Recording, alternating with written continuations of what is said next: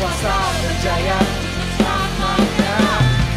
Hanya Kau Tuhan, sumber kekuatan, kuasa-Mu tercurah bagiku senantiasa.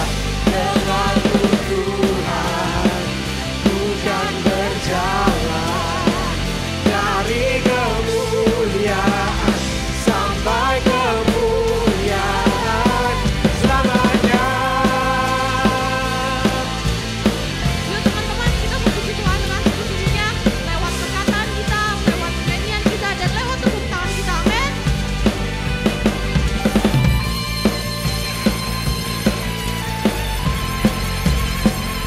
Kami mau nyanyikan bahwa Yesus adalah Raja dalam hidupku. Amin.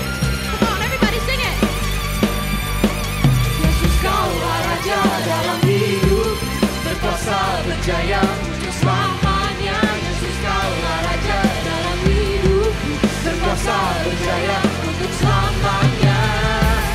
Hanya Kau Come on, semua ayo nyanyikan. sumber kekuatan, kuasa-Mu tercurah bagiku senantiasa. Denganmu Tuhan, bukan berjalan dari kemuliaan sampai Hanya Kau Tuhan. hanya Kau Tuhan, sumber kekuatan, kuasa-Mu tercurah bagiku senantiasa.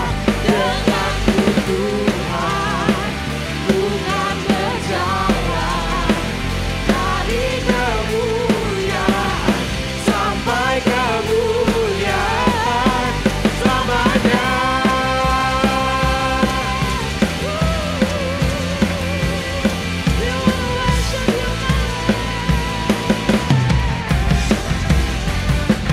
Selamanya.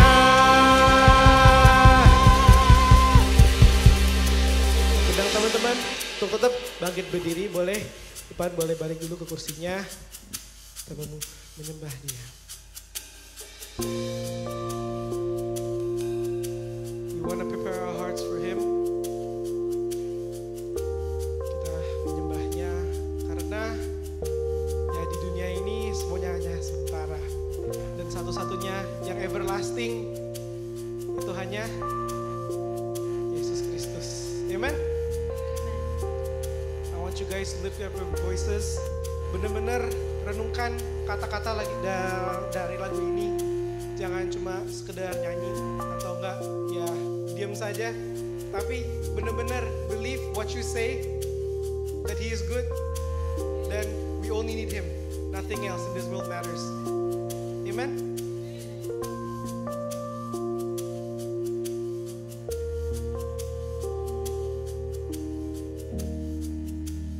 I don't want anything but you. You're more than every dream come true. All of the things I thought I wanted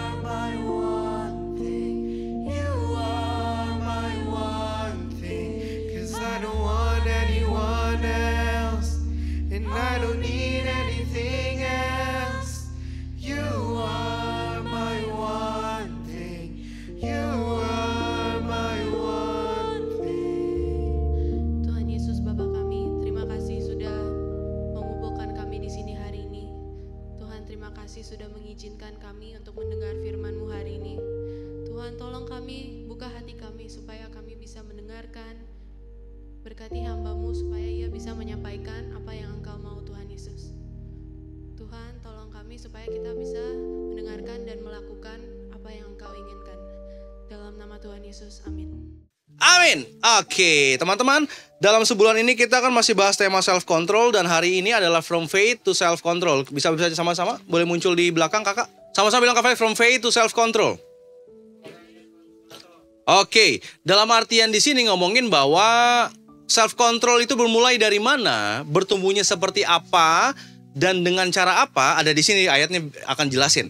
Oke, dan teman-teman sudah dibagikan kertas yang ada untuk ini nanti gini. Setiap sebulan sekali kita akan ada sesi ini, yaitu pendalaman Alkitab atau Bible Study, di mana teman-teman bisa belajar untuk sendiri, gitu ya. Pendalaman Alkitab sendiri, ngelihat bagaimana baca Alkitab, apa yang Alkitab katakan, konteksnya gimana. Itu nanti Kak Felix jelasin di belakang dan kita akan kerjain sama-sama. Oke, dan nanti teman-teman juga akan ada 2 orang dari teman-teman kalian juga yang akan membagikannya. Jadi bukan Kak Felix nggak sendirian. Nah, Kak Felix kurang lebih ada 10 menit ke depan akan coba jelasin konteksnya, ayat-ayat yang ada, sehingga ini jadi acuan buat teman-teman nanti mengisi. Oke, jadi ini bantuan untuk nanti kalian akan mengisinya.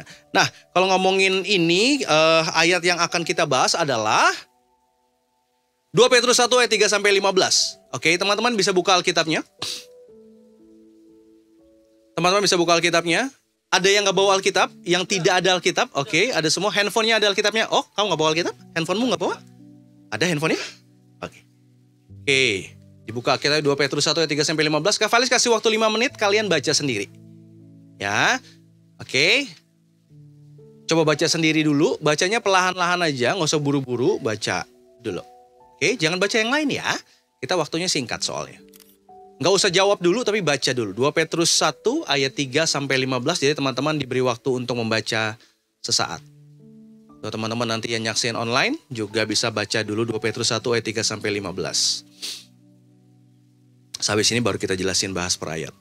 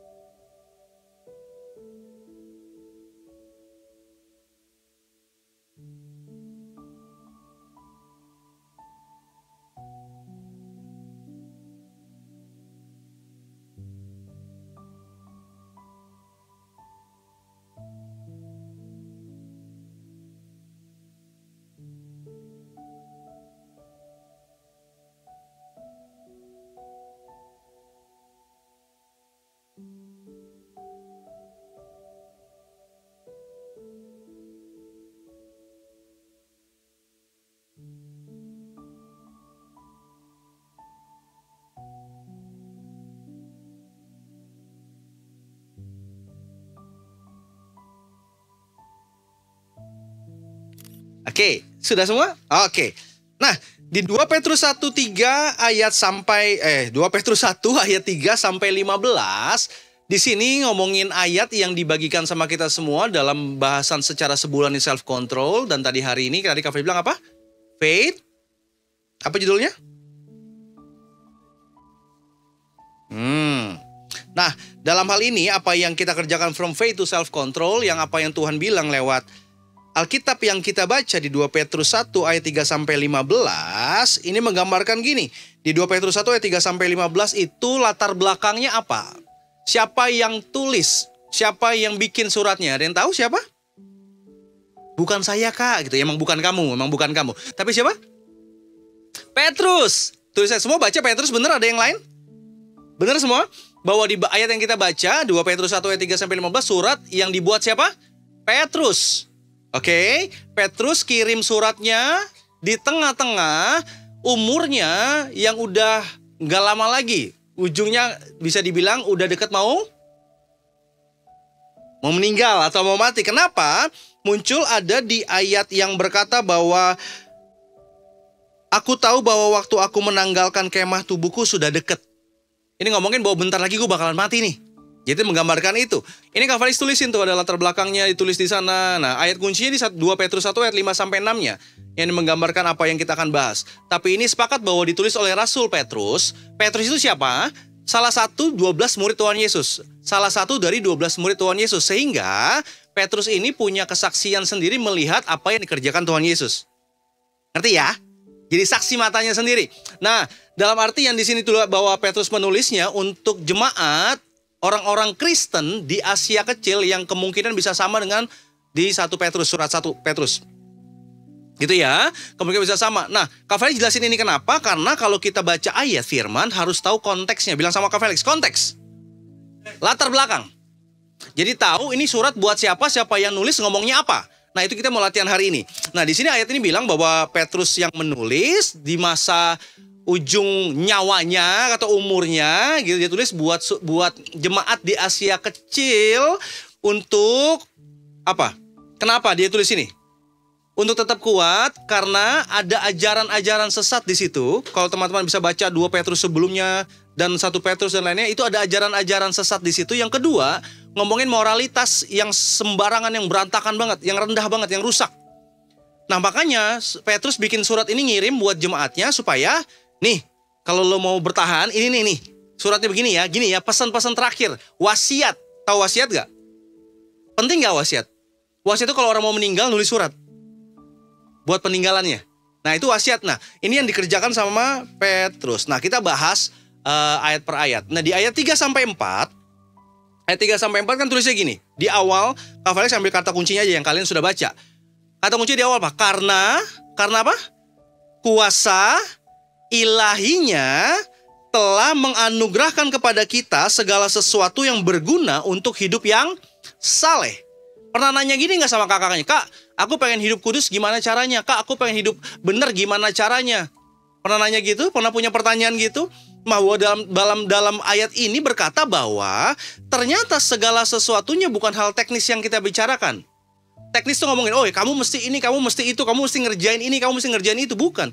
Ternyata di sini firman Tuhan bilang, Petrus mengingatkan bahwa karena kuasa ilahinya. Berarti karena siapa? Karena Tuhan. Karena kuasa Tuhan yang ada di dalam hidupmu. Bukan karena kamu rajin.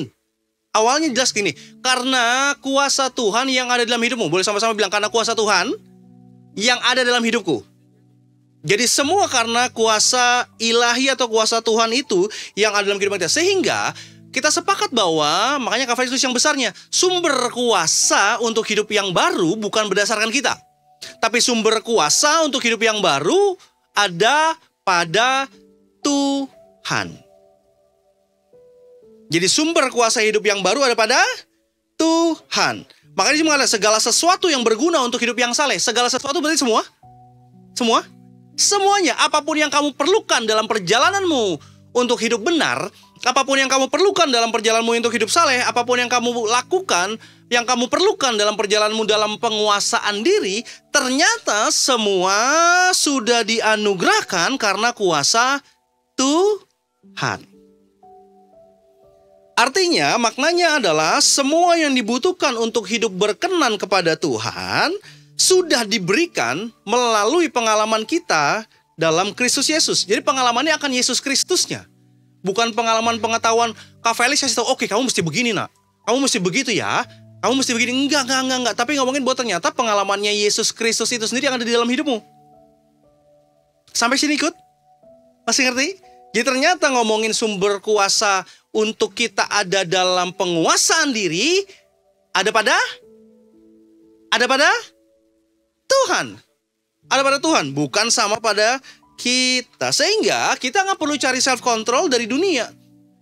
Cari ilmu-ilmu dunia nggak perlu. Karena itu sudah dianugerahkan di dalam hidupmu di dalam Kristus Yesus. Oke, sampai sini masih ikut? Nggak kedengeran, sampai sini masih ikut? Masih, oke. Lalu ayat lanjutnya, ngomongin di ayat 5-7. Tapi Kak Felix ambil, ini ayatnya aku tulisin di situ, tapi aku yang boldnya adalah gini. Kamu harus dengan sungguh-sungguh berusaha untuk menambahkan kepada imanmu. Menambahkan. Ini ternyata ngomongin iman kita nggak berhenti di iman yang percaya pada Yesus. Nggak boleh berhenti. Jangan berhenti. Kenapa? Kalau berhenti cuma percaya, kebanyakan orang cuma gitu kan, percaya udah cukup, percaya udah cukup. Cukup untuk dirimu sendiri. Tapi ngomongin bahwa ternyata bahwa Tuhan menempatkan ada pertumbuhan di dalamnya. Bilang sama-sama Kak Felix, bilang pertumbuhan. Makanya Kak Felix nggak terlalu cocok dengan kata perubahan. Kenapa perubahan? Perubahan tuh bisa tambah baik, tambah jelek. Bener gak? Bener gak? Kamu handphone awal-awal bagus nih. Terus 2 tahun pakai, casingnya jelek, mulai lemot, udah mulai nggak sengaja ke update iOS-nya, tambah lagi parah lagi, dan lain-lain. Itu kan, ya bener kan? Artinya tambah lama bisa berubah jadi jelek, berubah jadi lemot, berubah jadi rusak. Bisa juga berubah jadi baik. Tapi Kak Felix senang dengan kata gini pakainya, pertumbuhan, karena pertumbuhan nggak mungkin turun. Sepakat nggak sama Kak Felix? Ya kan? Kamu mungkin nggak? Kamu makin bertumbuh, tingginya makin nyusut. Mungkin nggak? Mungkin nggak? Musa sekarang udah makin besar loh. Makin kecil tingginya, makin pendek. Nggak mungkin. Nggak mungkin. Ngeliat tinggi makin tinggi gitu, makin menjulang gitu kan. Makin bertumbuh secara kepintaran. Berarti terlihat dari apa? Nilai, makin pinter ya, kamu nilainya dulu 7, sekarang 3. Nggak mungkin. Ngomongin pertumbuhan pasti. Sama-sama bilang Kak Felix, tangan ini. Sama-sama ikutin Kak Felix. Pertumbuhan pasti naik. Nggak mungkin turun. Nah, saya nggak ngomongin pertumbuhan, ngomongin ternyata bukan cuma di kehidupan luar aja, tapi kehidupan rohani kita, iman kita, harus ada pertumbuhan. Makanya Petrus mengingatkan, untuk iman ditambahin kebajikan, ditambahin pengetahuan, tambahin lagi penguasaan diri, tambahin lagi ketekunan, tambahin lagi kesalehan, tambahin lagi kasih persaudaraan, tambahin lagi kasih agape. Ini tuliskan. Harus dengan sungguh-sungguh berusaha untuk menambahkan kepada imanmu kebajikan, kepada kebajikan pengetahuan, tambahin. Itu kan ngomongin tangga. Tambah naik pertumbuhan. Nah, ternyata Petrus mengingatkan buat jemaat-jemaat di momen itu untuk bahwa ayo tambahin hidupmu. Dengan segala sesuatu ini tambahin. Jadi ngomongin ini bahwa penguasaan diri, muncul langsung nggak? Penguasaan diri muncul langsung nggak? Langsung muncul nggak penguasaan diri di hidupmu? Enggak. Ternyata penguasaan diri itu buah dari pengetahuan yang dibentuk oleh kebajikan yang dimulai dari... Ayatnya bilang apa? Mulai dari? Awalnya apa? Iman. Ulang. Kita bahas self control kan, penguasaan diri kan? Penguasaan diri nggak muncul langsung, bilang sama-sama Kak Felix. Penguasaan diri nggak muncul langsung. Tetapi buah dari pengetahuan yang dibentuk oleh kebajikan yang dimulai dari iman. Jadi ngomongin penguasaan diri mulainya dari, sekali lagi, penguasaan diri mulainya dari imanmu sama Tuhan. Penguasaan diri mulai dari imanmu sama Tuhan, bukan muncul seketika, bukan hasil instan, tapi hasil pembaruan di sini nih. Iman kan di sini kan? Oke, jadi Petrus mengingatkan bahwa pertumbuhanmu dengan segala sesuatunya, dengan informasi yang masuk, dengan penyesatan yang ada, dengan moralitas yang makin rusak, tambahin ini. Tapi bermula selalu dari iman, bukan dari jagonya kamu, banyaknya ilmu, bukan, tapi mulainya ternyata dari iman. Oke. Dan lanjutannya berbicara bahwa ternyata bertumbuh ada kemungkinan untuk gagal berbuah. Nah, berbicara ngomongin gagal berbuah, ini yang ayat 8-9 bilang begini. Jika semuanya itu ada padamu dengan berlimpah-limpah, kamu tidak akan menjadi tidak berbuah dalam pengenalan muka Yesus Kristus. Namun sebaliknya, kalau ini nggak punya, kamu nggak akan berbuah. Ngerti nggak? Jadi karena punya, makanya bisa berbuah. Tapi karena nggak punya, nggak bisa berbuah. Ini ngomongin ternyata di ayat 9 gini, bilang nyatain bahwa, ayat 9 ini kan ada tulisan tuh, Tetapi barang siapa tidak memiliki semuanya itu, ia menjadi apa? Buta dan picik. Buta itu apa? Nggak bisa ngelihat. Kenapa nggak bisa ngelihat? Karena ia lupa bahwa dosa-dosanya yang dahulu telah dihapuskan. Banyak orang nggak sadar kalau dosa yang dihapuskan sama Tuhan tuh ada tujuannya. Saya kasih tahu, dosa yang Tuhan hapuskan dalam hidupmu tuh ada tujuannya, bukan cuma gini, aku sudah diselamatkan, selesai. Enggak, ternyata ngomongin bahwa dosa yang udah Tuhan hapuskan dalam hidupmu ada tujuannya. Tujuannya apa? Ini, kamu hidup dalam pertumbuhan. Sehingga ada buah-buah yang keluar. Salah satunya adalah penguasaan diri. Nah, butanya orang lupa bahwa ia telah disucikan, dan menggambarkan bahwa kita tahu kebenaran, tahu, tapi seringkali nggak hidup di dalam terang kebenaran itu. Jadi gagal berbuah. Gitu ya. Nah, balik lagi, gagal berbuahnya di awal ini. Landasannya, dimulainya dari apa tadi? Iman. Mulainya dari iman kita pada Yesus Kristus adalah Tuhan. Bukan di pengetahuan kita, bukan di apa yang kita tahu yang lain-lain. Dan ayat 10-11 menggambarkan bahwa ini ternyata ada panggilan ketekunan dalam hidup kita. Ada panggilan untuk ketekunan. Karena itu saudara-saudaraku, berusahalah sungguh-sungguh. Bilang sama Kak Felix, sungguh-sungguh. Nggak kedengeran, sungguh-sungguh. Itu sungguh-sungguh itu artinya apa? Tekun kan? Nggak mungkin kan, aku udah sungguh-sungguh belajar. Kapan belajarnya? Kalau ingat. Sungguh-sungguh tuh. Aku udah sungguh-sungguh baca firman Tuhan. Kapan bacanya? Kalau ada waktu. Itu sungguh-sungguh nggak? Sungguh-sungguh itu tekun kan? Tekun kan? Kamu ngeliat gini. Kalau kamu pengen sama halnya kayak kamu besok ujian. Sungguh-sungguhnya biasa kan H-1 ya, sungguh-sungguhnya ya. Kalau mau ujian kan H-1 baru sungguh-sungguh belajar semua, dijadiin satu, semua pelajaran 3 bulan jadi satu. Mana mungkin juga gitu, tapi ya kalian berusaha dengan sekuat tenaga, dalam arti sungguh-sungguh gitu. H-1 sungguh-sungguh, walaupun harusnya sungguh-sungguhnya sebelumnya ya. Tapi ngomongin bahwa ternyata ngomongin ketekunan tuh ya sungguh-sungguh. Ada kata sungguh-sungguh itu menggambarkan sebuah ketekunan.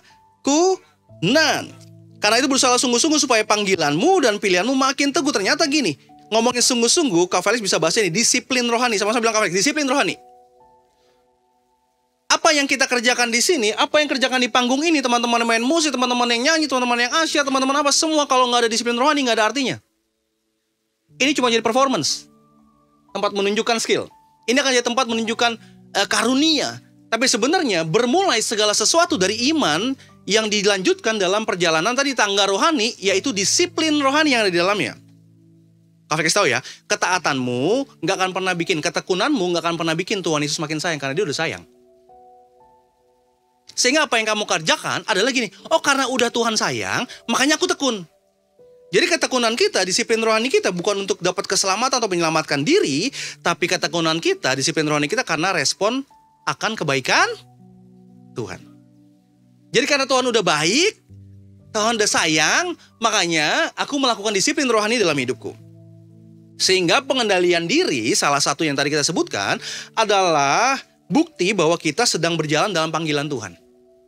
Kan tadi ya panggilan Tuhan nambah-nambah kali kan ya. Iman tambah ini. Kalau kita berjalan terus, salah satunya di pengendalian diri, oh artinya kita bertumbuh dalam pengenalan akan Tuhan, dalam panggilan Tuhan. Sehingga panggilan ketekunan ada buat orang-orang di kala itu, yang Petrus ingatkan. Nah yang terakhir bahwa ternyata dalam segala sesuatunya perlu diingetin terus. Makanya Tuhan pakai Kak Felix untuk ingetin kamu hari ini. Mungkin buat yang belum tahu, Tuhan pakai Kak Felix buat ngasih tahu dulu hari ini supaya besok-besok bisa diingetin. Oke? Petrus tahu bahwa orang percaya bisa lupa, bisa lalai. Bisa lupa, bisa lalai. Udah dikasih tahu, bisa lupa. Makanya diingetin terus, supaya mereka terus diingatkan membangun hidupnya yang bertumbuh. Ya kan, 2 Petrus 1 ayat 12-15 bilang gitu kan, sebab aku tahu bahwa aku akan segera, udah waktuku udah habis. Tetapi aku akan berusaha supaya juga supaya kamu selalu mengingat semuanya itu. Makanya diingetin terus. Diingetin terus. Dan ternyata salah satu kebaikan Tuhan itu tadi, ketika Tuhan kirim orang-orang untuk ingetin kamu. Pernah gak kamu bikin salah terus ada orang yang ingetin? Pernah? Sebel atau senang? Kebanyakan sebel ya kalau diingetin ya. Padahal itu bagian kebaikan Tuhan untuk ada orang yang Tuhan kirim untuk ngingetin kamu.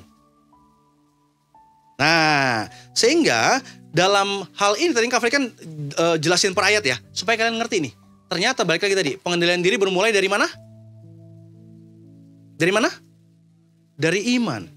Itu kalian ingat bahwa oh iya, tapi juga memang ada disiplin rohani yang harus dikerjakan. Sehingga jadi aplikasi buat kita semua. Yang pertama, aplikasi jadi kita semua. Yang pertama, pengendalian diri bukan sekedar disiplin tapi buah dari iman. Sama-sama bilang Kak Felix. 1, 2, 3. Pengendalian diri bukan sekedar disiplin tetapi buah dari iman. Jadi bukan cuma disiplin, oke, aku disiplin ini, aku ngerjain ini, ngerjain. Bukan. Tapi pengendalian diri itu dari iman, buahnya dari iman. Bukan dari usahamu yang lain-lain, tapi ternyata dari imanmu. Tanpa akar iman, disiplin cuma jadi usaha kita sendiri. Dan ujung-ujungnya bisa sombong, bisa putus asa. Yang kedua, pengendalian diri bukan instan tapi hasil pertumbuhan. Sama-sama 1, 2, 3. Tapi hasil pertumbuhan. Jadi nggak bisa muncul tiba-tiba, tapi ternyata pertumbuhan. Oke, dari iman, tambahkan, dan hasil pertumbuhan. Sama seperti buah tumbuh di pohon. Jadi pengendalian diri itu lahir dari proses yang tidak kelihatan. Yang ketiga, Tuhan yang menyediakan kuasa untuk bertumbuh. Siapa yang menyediakan kuasanya?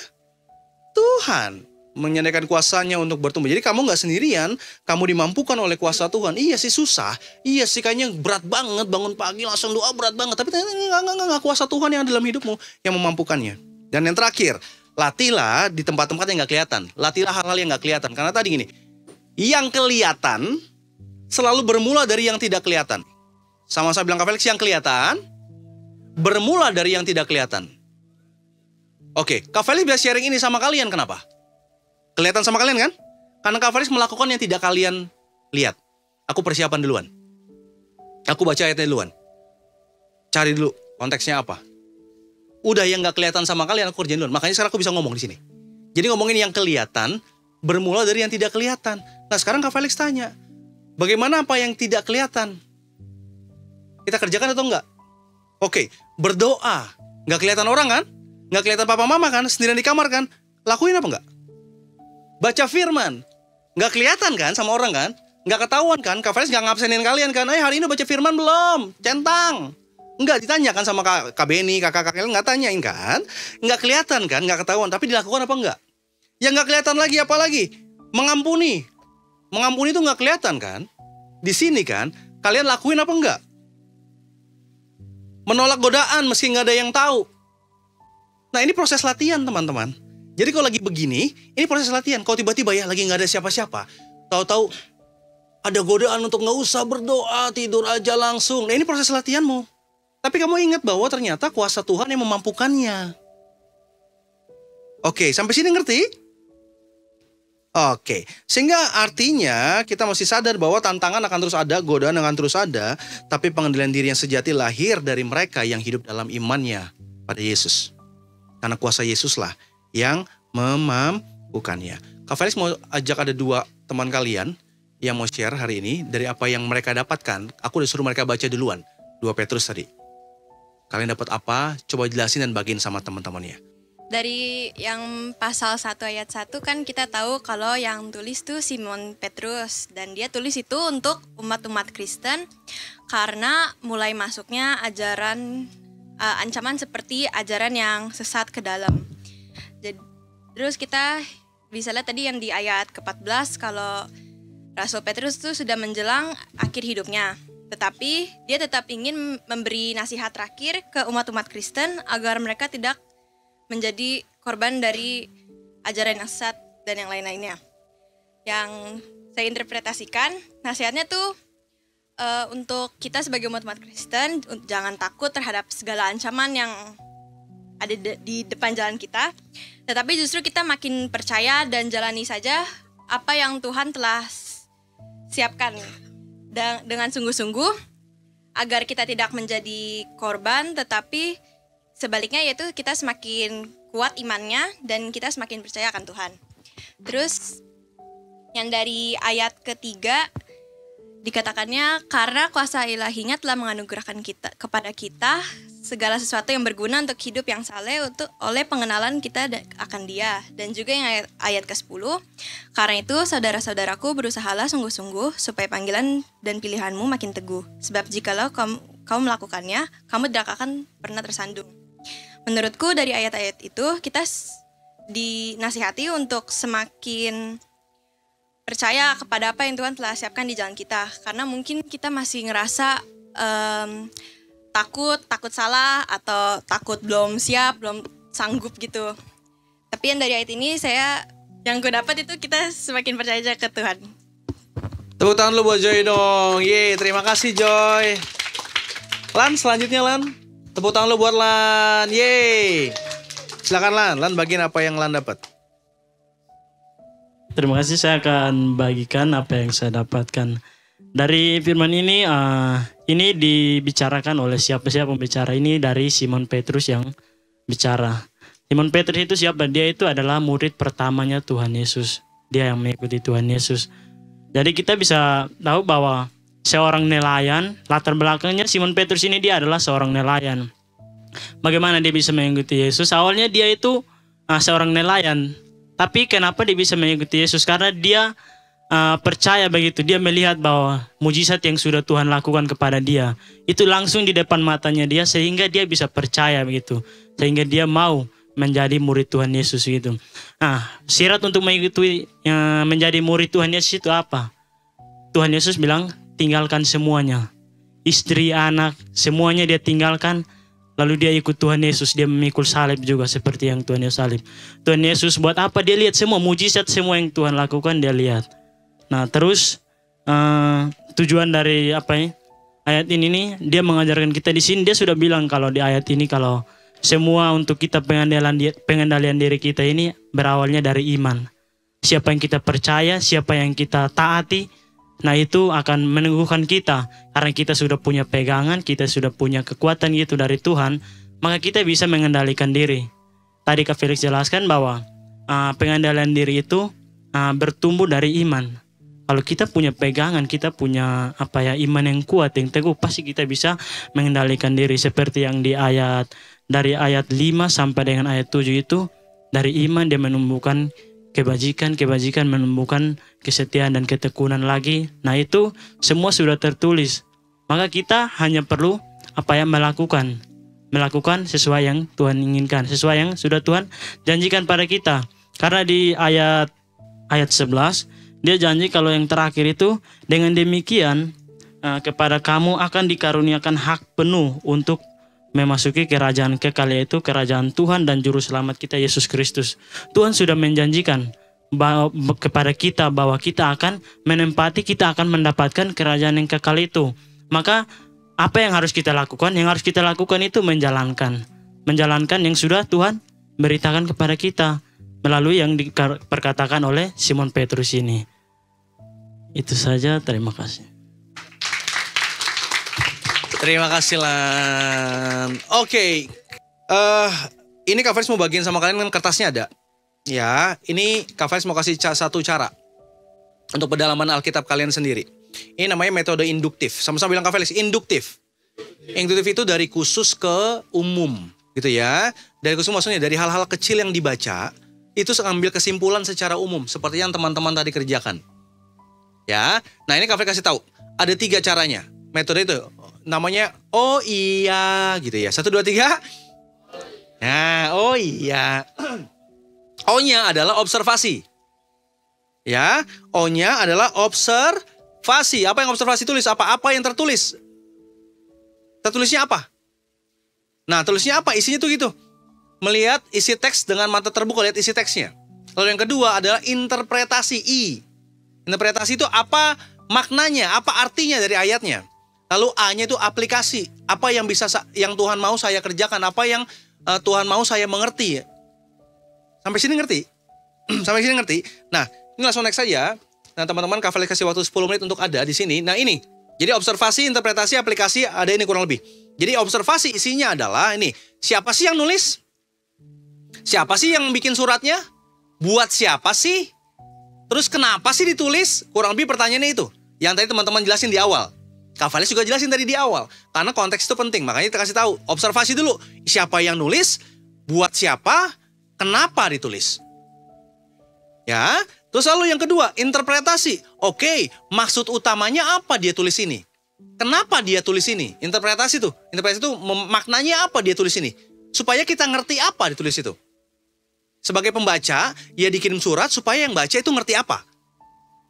Ya, itu interpretasinya apa? Pesan utamanya apa? Maksudnya Petrus kepada membacanya apa gitu. Lalu aplikasi, apa yang harus saya lakukan? Apa yang Tuhan pengen saya percayai? Apa yang Tuhan pengen saya ubah? Apa yang Tuhan pengen saya lakukan? Itu ke diri sendiri. Jadi kalau yang 1-2 tadi ngomong 1 adalah konteksnya, ayatnya, siapa menulis, untuk siapa, kenapa, ada di situ. Lalu yang kedua ngomongin bahwa ngomongin apa, tujuannya apa, maknanya apa. Lalu yang ketiga ke diri saya.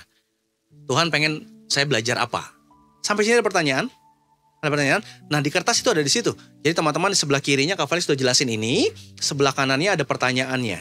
Kalian coba baca ayat Alkitabnya lagi, dan coba ditulis apa yang kalian dapat. Kak Fali kasih waktu 10 menit kurang lebih untuk pendalaman Alkitab sendiri.